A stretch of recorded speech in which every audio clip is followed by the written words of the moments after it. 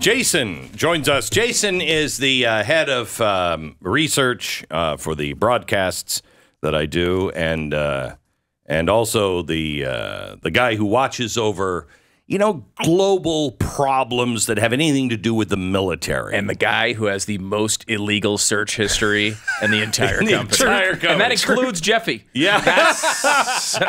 Yeah. It's really scary when you say, you research something and then you go by his office and he's sitting there, dark room. You're like, are you okay? And he's like, on the dark web. Think I'm finding some really good stuff. That's probably not the right words. Good stuff on the dark web. Anyway, Jason is here because yesterday, the FBI arrests the National Guardsman linked to the Pentagon classified documents leak. Now, I saw the pictures from the sky. Can we... let's see if they match what I saw, because it didn't look like the FBI. That looked a lot like Army people. Oh, yeah. The vehicles, certainly. The vehicles are. Now, when they were walking out, they had like 4 rifles. They were all in the camo. What, is that how our FBI dresses now? Do we just not... Are all norms gone? Now, I have to hand it to our FBI. Because this could have been anybody in the world, and they found him, okay? They found him this quickly. Congratulations. Now, they still don't know who leaked the Dobbs decision, and there's only 12 suspects there, but I'm sure they're working on it. Now, I brought Jason in because, Jason, you were in... and I hate to say it, military intelligence. That's correct. And you were in military intelligence, so you know this stuff. Yeah. Okay. So tell us what he is accused of doing. So that... according to the New York Times. So there was that, batch of classified documents that ended up on a Discord server, which gamers use to talk to each other while they play games.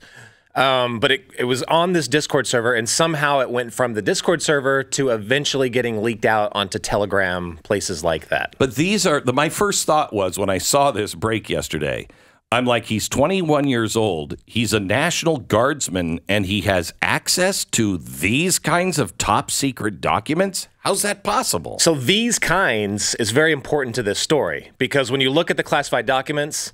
And yes, I do have a copy of the classified documents. I don't have a copy of the classified. It was him. There's at the top of it, it'll somewhere say, like, Merrick Garland is laughing right now. Yeah. Finally. Go. On these classified documents says top secret at the top, and it also has like their special access program, SAP, or sensitive compartmentalized information. So what that means is there's top secret, and then above that, if you get cleared, there's SCI or SAP, which means you're read into certain things. Okay. So just because you have a top secret clearance, you can't just be like, hey, I want to know who really shot John F. Kennedy. It's got to be in there somewhere. You can't go searching for that type of stuff. Okay, so wait a minute. He had access to this computer link?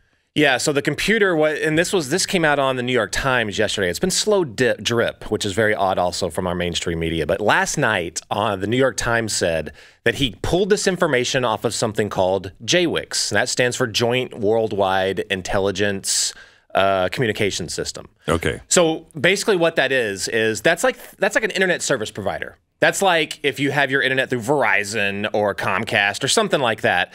So you can. So it's a secure line. Exactly. Okay, it's not a machine or anything. You plug your computer into a secure line. JWICS. Exactly. Okay.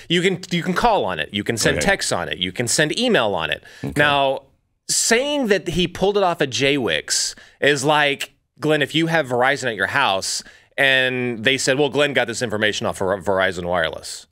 Okay, can I have a little more context there? Was it a text? Was it an email? Was he surfing for it on the internet? What? So JWICS is just the system. Okay, so if you got onto that system, though, does it have like a Google page at the front? You're like, Kennedy assassination.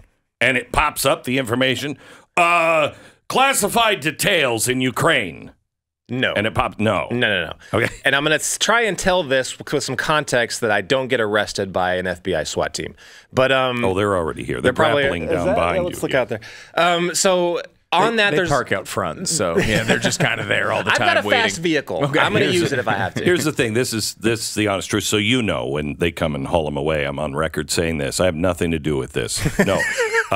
Jason has worked for me for years and has never, ever not that you have a bunch of stuff, but you've never divulged any kind of classified information in any aspect of anybody's life. And also, the system is designed so that I really can't. The system is designed so that a 20-year-old enlisted kid can't get his hands on everything and anything. It's designed that way. But what you were just describing, like, go to a Google page, whatever, there is something on the JWICS called Intel Link. So Intel Link is basically, that's like the internet, right? Or that's basically like the computers that are all linked together. It'd be more, I guess it's more like, better to describe it as like an intranet. There's a place where you can click on and there's like a group of things here. I mean, like that. Is there like a Wikipedia for secrets? There is a Wikipedia. It's called Intellipedia. That's for top secret nerds to like say, basically they build like Wikipedia style pages. Okay, so wait, would this National Guardsman, he is with 102nd Intelligence Wing, he's 21 years old. Would he have access to Intellipedia? Yes, I think yes, he would be able to access Intellipedia. I had a top secret SCI clearance, which is as high as it gets in the military. I would be able to go into the SCIF, the facility where this stuff is at, and I could get onto one of these terminals that's hooked up to JWICS, and I could go to Intellipedia if I wanted to. But the information is a lot more broad there. So it's just basically just a bunch of nerds being like, this is what we're seeing in Ukraine. This is what we think should happen. It's not like... It's not these documents. No. It's not, here are the locations of every single Western Special Forces team. That would be SCI or SAP, meaning you have to be read into that. You have to have a special login to send that information to and from terminals on the JWICS. Let's just say that, I don't know, the Capitol Police were searching for something, and they just happened to walk out of the room, and it was there on the screen. Just any way to get it on the screen. Could he print it or take a picture of it? He could take a picture of it. He could take a picture of it on the computer, but that's not what happened. He printed it off and then took a picture of it. So how could he? You couldn't have printed it off in the SCIF? There would be you could, but there would be a record that someone printed that off in the SCIF. One of the ways they were, one of the many ways they were able to identify this guy supposedly was that he printed them off, brought them home, put them on his counter, and then you could see it was the exact same counter that he had in other photos, like the counter in his kitchen. Yeah, and there was a there was a reflection of the room and things like that. Again, can't find the secretary of one of the 12 justices that leaked that. It's impossible. They found out because they had a reflection of his furniture in his room. Right. I tell you, see, this is the way the system worked back when I was in. I heard that they were trying to like modernize the JWICS system. As I think it started like last year, a couple years ago. Okay, so it's like Biden was involved. So modernize it means just leave it open. Right. Well, I was thinking from what they were saying, they were trying to make it even more restrictive than when I was in. Like it was all going to be cloud-based and a lot more like two-factor authentication, all these different things. What really irritated me about the New York Times piece last night was they didn't ask any of these questions. They were just given an acronym and even what the acronym means, and they said, "Yeah, just pull off JWICS." Okay. All right, so hang on just a second. Why would the New York Times feel the need to ask the government any questions?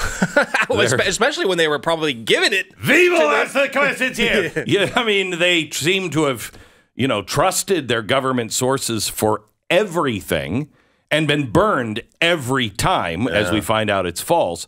Why would an editor say, "Did you ask them these questions?" Yeah, it's almost like they were just given a piece of paper and said, "Print this." That's the way it felt to me. If I'm at the New York Times and I'm actually curious about getting to the bottom of this, because I don't think we're getting the full story here at all. But I personally would have been like, okay, he got it off of JWICS. How did he get it off of JWICS? Where was it at in JWICS? Was it in an email, something that's called icemail and top secret email in JWICS? Was he reading someone's email? Did someone send him an icemail and this information was on it? Definitely not an FBI agent. What is the full? Definitely not an FBI Definitely agent. not an FBI agent. Whatever I say, not an FBI agent. Justice Department had nothing to do with this. I will say that FBI does have access to JWICS, so I'll just put that out there. So does the DOJ. Oh my gosh. Oh my gosh. I'm not implying anything. I'm just putting it out there. I'm just wondering how, and let me take a break and have you come back. Have you figured out any way that this could be done by this kid? What are the most likely scenarios? Because if you're telling us you can't just log in and he wouldn't have the ability to log in to get this kind of information, what would he have to have, or how is the most likely way it would have happened? Now, they're saying this guy is stationed at the National Guard base as a cyber transport systems journeyman. What the hell is that? I have no idea. It's Air Force. He held the highest level security clearance granted by the government to review top secret information. SCI, top secret SCI. So he would have access to this. He would have access, yeah. He would be able to get into the skiff, and he would be able to look at that computer. For sure. But he wouldn't be able to search for it and look for it. It would have to have been, he'd have to either know where it was, because I'm guessing, I'm trying to understand this in, and I was going to say normal people terms, but I don't know anybody who's actually been on the dark web except you. When you on the dark web, there is no like Google function. You have to know what you're looking for, right? A little more so. People have built search, people have built web pages on the dark web where you can search through, basically like a list of links. Okay, yeah. To go to. And is there a list of links on this kind of thing? Kind of like an intranet. Okay. Would be the equivalent. So he could go around, he could look on that, he could look on Intellipedia if he wanted to. But as far as something that has SAP or SCI access type information, there's no search function for that. So you couldn't just be like, I'm going to go to this site on JWICS on the Intel link, and then I'll just pull up all this information. So when you asked me before, what's the most likely scenario? Either someone else's email was up, I'm just theorizing here. He just walks into the room and the email, the guy didn't close it out in the skiff, which would be highly unlikely, right? Yeah, well, unless they're completely incompetent, which that's a possibility. And if so, I want to know about that. Right. Someone should ask that. Right. Or someone could have sent him an ICE email that he should not have received. That could have been possible as well. Would there be any record of that? Should be. Yeah. Yeah. No, there will be. Yes, there is a record of that. So when they arrest him and they're, printing him as the guy, is there any way for that to be true, that he is the only one involved in this? Far as the getting the information. It's possible that he was the only one involved in wanting to steal this information. So like I said, if somebody else's mistake allowed him to do this, but that needs to be looked into. But there's also so that's one option. The other option is someone was feeding him information. I want to know who that person is as well. That is the only two scenarios that I can think of that make sense. It's the way classified information works. It's set up to where a 21-year-old kid cannot do this. It doesn't work that way. There's got to be somewhere else where mistakes or protocols weren't being followed. We need to know about that. So here's the thing that bothered me from the get-go when we first said, we know who this guy is. Yesterday, the story was, we know who he is, but we're not going to tell you who he is. And the opening paragraph, I think, of the story was, he's a guy who loves God and guns. And he's with a bunch of guys on the internet with God and guns. And I thought, wow, that's interesting. That's what a great, sweet deal. And that story was followed by Biden saying, this is why we need to have more monitoring of all websites. Oof. Okay? Well, that's coming. Right. So, I would have never said 5 years ago, 8 years ago, would have never said This smells like a setup. This smells like, only because of everything else that's going on. For instance, you know, we got the guy who discovered the pipe bomb. Okay, the first guy who discovered the January 6th pipe bomb. The cop. Okay, he's just been arrested. He's going to jail. Why? Because he told someone, hey, man, you should remove that from Facebook. Well, now, I know people who were at January 6th, and they're like, what are you doing? Don't post that. Take that off of Facebook. Not that they were doing anything, but when is it a crime that you say, take that off of Facebook? Yeah.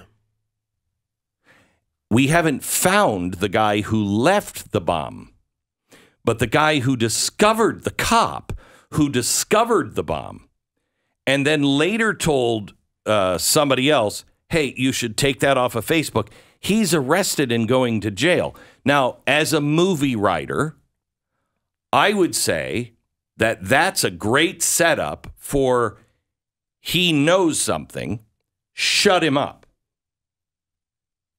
Am I wrong? As a movie writer, am I wrong on that? No. Yeah.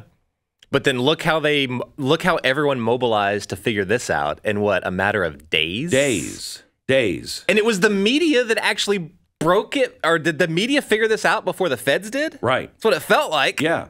And and that's weird because that would be internal sources. Yeah. And we know what internal sources have fed us through the media before. Nothing but lies.